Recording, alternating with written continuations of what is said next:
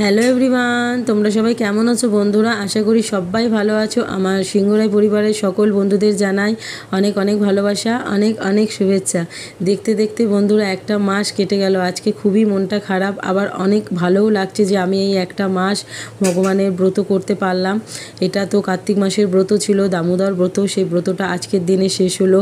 Even আজকে ব্রতটার উদযাপনও আমি দিলাম। তার জন্য একটু ভগবানের ফুল, মালা, মিষ্টি সমস্ত কিছু আয়োজন করে ভগবানকে সেবা দিয়েছি।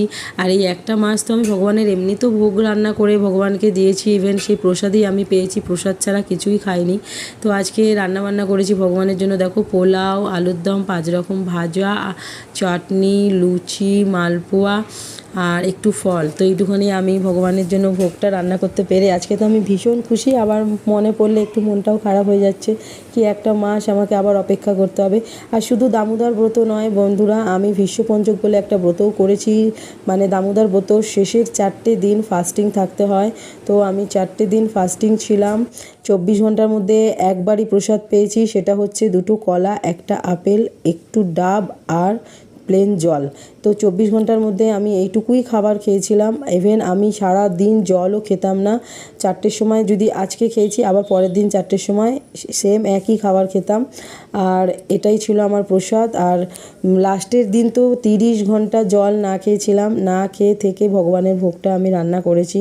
তো আমি জানি না ভগবান আমাকে কতটা কৃপা করেছে, কতটা আশীর্বাদ করেছে। তবে ভগবানের আশীর্বাদ কৃপা ছাড়া এটা করা অসম্পূর্ণ। তো সবাই তো আমার পরিবারের লোকজন সবাই অবাক হয়ে যাচ্ছে, 30 ঘন্টা একটা মানুষ কী করে জল না খেয়ে থাকতে পারে। তো যাই হোক, আমার এই ভালোবাসার মানুষের জন্য আর আমার জন্য আমি হাতে ঘিয়ের প্রদীপটা নিয়ে আজকেই ছিল সেই শেষ দিন, সেই প্রদীপটা ভগবানকে আরতি করছি।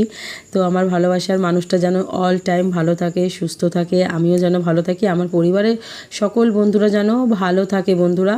তো আবার একটা মাস দেখতে দেখতে তো আমি কাটিয়ে ফেলেছি, আবার একটা বছর অপেক্ষায় থাকবো। তোমরা সবাই ভালো থেকো আমার বন্ধুরা।